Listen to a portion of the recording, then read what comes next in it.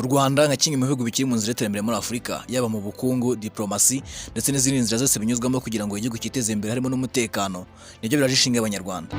Ariko nanone ku rundi ruhande mu buzima bwa buri munsi hari uruhande rwemeye gusiga buri kimwe inyuma kugira ngo ibyo byose byavuzwe haruguru abanyagihugu barimo bishimye kandi batekanye.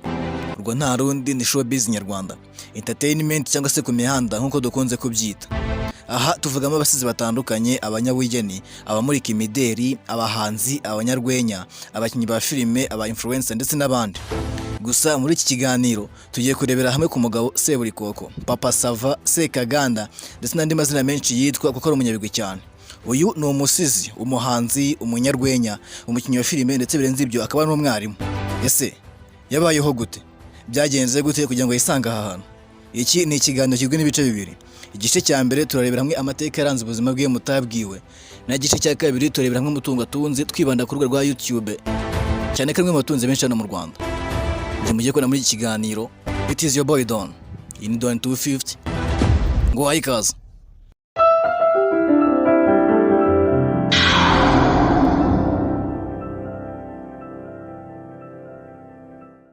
Niyitegeka Graciane wakunzwe kandi akamenyekana nka Papa Sava ni umusore w'imyaka 46. Yavutse ku itariki 25 Ugushyingo umwaka w'1988, avukira ahitwa Ikiyanzu mu karere ka Rulindo.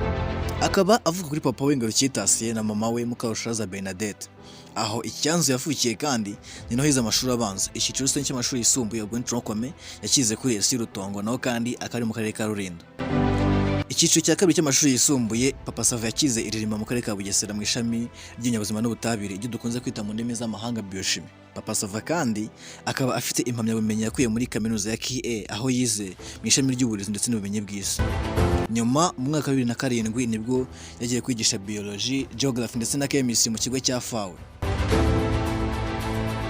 Nyuma gato Papa Sava aje kuba yasezera umwuga w'ubwarimu ubundi yinjira mu itangazamakuru, kuba umwacteur ndetse akanafasha no kuba yakina amakinamico yanyuzwaga kuri radio. Gusa avuga ko abo bafatanyaga umwuga w'ubwarimu baje kumuca intege cyane ndetse bakanamufata nk'umusazi, kuko byari bitangaje kubona umuntu asiga umwuga usanzwe umutunze kandi yigiye akurikiye ibintu agiye gufonda atazi imbe bizanakunda. Gusa Papa Sava avuga ko yateye umugongo ibimuca intege byose akakumva amabwire, ahubwo agakurikira inzozi ziwe cyane ko ari cyo kintu yifuza kuva mu bwana bwe. Nguru urugendo rwe muri sinema nyarwanda ndetse n'ukuntu agiye azamura izina ryiwe.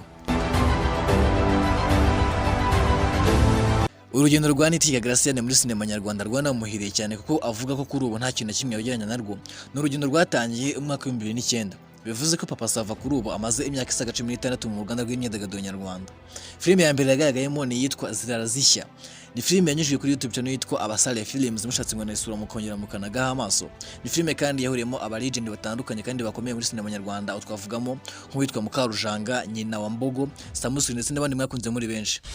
Bwa kabiri Papa Sava yongeye kugaragara muri filime yakinye filime yitwa Inshuti, akaba ari filime yakoze mu mwaka wa 2013 iteguwe n'uwitwa Misago na Lee Wilson, kandi Papa Sava akaba yarayikinnyemo yitwa Yiga. Sinema nyarwanda ihindura ubuzima bwa Niyitegeka Graciane byanyujijwe kuri filime yise Seburikoko. Ni filime yacishijwe ku muyoboro wa YouTube wanditse amazina ya Niyitegeka Graciane.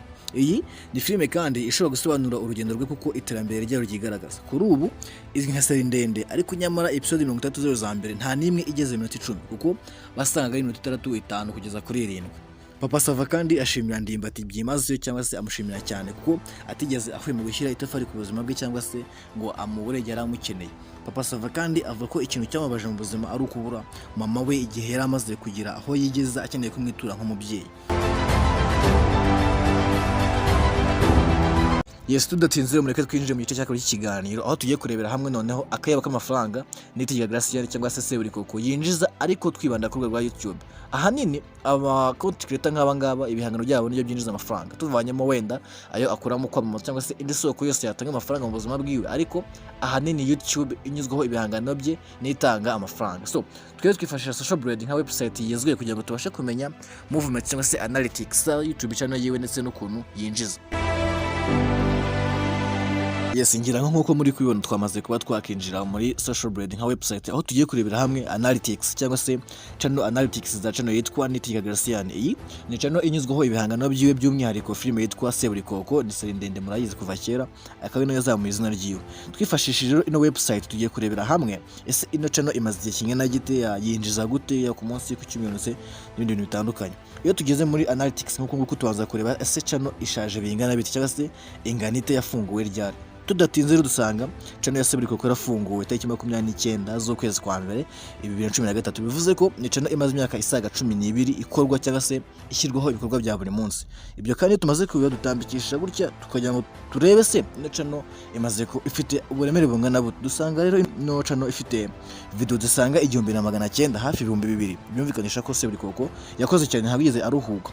Ikindi kandi usanga channel ye ifite abasubscribers cyangwa se abantu bamaze kwiyandikisha kugira ngo bajye bakurikirana ibikorwa bye bya buri munsi basaga 1942. Bivuze ko ari hafi kuzuza miliyoni y'abasubscribers. Bivuze ko mu Rwanda ubundi n'aba content creator bafite miliyoni subscribers cyangwa se bafite abasubscribers miliyoni. Seburikoko nawe rero mu minsi mike araba ari muri abo ngabo.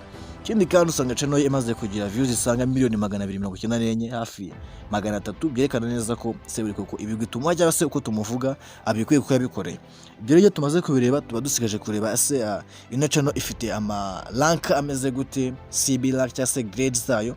Tutabitinze muri dusanga channel Seburikoko ifite grade ya B- cyangwa se B negative. Ikindi kandi ikaba yarahawe CB rank ya comedy. Ngira ngo ayifungura ahanini yaragamije ko ajyanyuzaho comedy, kuko n'uburi Seburikoko gatangiye hari nari mu comedy akina utuntu dutoya, nyuma biza kurangira ayihinduye iya cinema. Ibyo rero tumaze kubireba tuvuga duti yinjiza gute, yaba ku munsi, ku cyumweru ndetse no ku kwezi, yewe no ku mwaka. Gusa hejuru haba hariho statistic cyangwa se summary ya statistic zirikana ukuntu yinjiza. Hanyuma dusanga muri Social Blade Creator Analytics bavuga ko mu minsi 30 ishize Seburikoko yinjije abasubscribers 11,000 cyangwa se 11,000 sorry, yinjije abasubscribers 11,000 kandi channel ye irebwa inshuro zisaga miliyoni 3,500. Umva ko kabisa abayinjije amafaranga menshi mu gihe kingana n'ukwezi. Dusanga rero ku kwezi Seburikoko yinjiza amadolari asaga 450 mu gihe byagenze nabi. Hanyuma mu gihe yakoze neza cyangwa se video ziwe zarebwe yinjije amadolari 12,000. Dukize mu manyarwanda amadolari 12,000 asaga ni hafi miliyoni 15 z'amanyarwanda na 600. Nimba ntibeshye muraza gushyira amatelefone yanyu murebe ukuntu idolari iri kuvunja. Mu gihe cy'umwaka rero Seburikoko iyo byagenze nabi cyangwa se atinjije neza, viewership ye yagabanyutse, dusanga ashobora kugira ibihumbi 13 by'amadolari. Ubwo dukize mu manyarwanda na miliyoni 14 zirenga ibice bikeya. Kandi byaba byagenze neza cyangwa se yinjije yagize viewership ile hejuru akagira ibihumbi 201 by'amadolari. Ubwo dukize mu manyarwanda ni amafaranga utamara, ni amafaranga menshi cyane, ni amafaranga asaga miliyoni 205 gutyo. Hanyuma mu minsi 14 cyangwa se channel metrics mu gihe kingana n'iminsi 14 n'ibyumweru 2 dusanga ko Seburikoko ya uploadinga buri munsi, kuko murabizi neza ko Papa Sava buri munsi icishwaho atanga video. Usanga video ziwe zimwe na zimwe hari nk'ingiyi ifite amadolari yinjije amadolari 33 bagereranyije ku ahangaha tuba turi kwigereranya. Bagereranyije bavuze ko yinjije amadolari 33 ashobora kuzamuka ariko nanone akajya kuri 555. Bumva ko video imwe yonyine ishobora kugira na viewership nini cyane ikiza amafaranga menshi. Hanyuma izindi video zagiye zigira views menshi, gusa ntabwo tubitindaho, turamanuka hasi aho tugiye kureba noneho ukuntu yinjiza yaba ku munsi, ku cyumweru ndetse no ku kwezi no mu minsi 14. Ku munsi rero dusanga Papa Sava cyangwa se ino channel ya Nitika Gracian yinjiza abasubscribers 337, ikagira views ibihumbi 116,617 ku munsi umwe. Hanyuma kandi akaba ashobora kwinjiza amadolari 29 ashobora kuzamuka akagera ku madolari 436. Tuvuze ngo amadolari 29 ashobora kuzamuka, hano tuba twagiranyije duti uko byagenda kose ntabwo ashobora kugira amadolari kuza munsi y'amadolari 29, ariko nanone ntabwo byazamuka ngo birenze 436, ni hagati aho ngaho. Hanyuma mu gihe kingana n'icyumweru Seburikoko cyangwa se Papa Sava ashobora kwinjiza amadolari ashobora kwinjiza abasubscribers ibihumbi 2,000 akagira views 629 na 649. Akaba yakinjiza amadolari 157 ashobora kuzamuka kandi nanone akagera ku 2,500. ubwo ni mu gihe kingana n'iki n'icyumweru. Hanyuma mu gihe kingana n'ukwezi Seburikoko cyangwa se ino channel ya Gracian yinjiza abasubscribers 11 views zo ni 3,898 na 497 amadolari yo ni yandi ntagahinduka, amadolari 875 ashobora kuzamuka akagera ku bihumbi 14,700. Urumva ko Seburikoko ari umuntu winjiza amafaranga menshi cyane. Ibyo bitaza no kugukanga kuko no kuri Instagram akurikirwa n'abantu benshi ndetse anashyirwa mu ba content creator cyangwa se mu bantu bakina filime yatunze inzu nziza, aho aba muri etage igeretse inshuro ebyiri. Yes, ndagushimiye twabanye muri iyi video kuva itangiye no kugeza irangiye. Ni video twareberaga hamwe amateka yaranze Niti ya Gracian kuva mu bwana bwe ndetse n'urugendo rwe rwamuranze muri industry nyarwanda. Nyuma mu gice cya kabiri twarebye hamwe ukuntu YouTube channel imwinjiza ndetse n'isoko y'amafaranga ye, akuntu aperforminga ku cyumweru ku munsi ndetse no ku kwezi. Yes, ndagushimiye cyane twabanye muri video, kanda subscribe n'umutura yikana kugira ngo ibuta video nk'izi ngizi zitazagucika. Njye nkabanye muri video, it is your boy Don. Till next time, peace.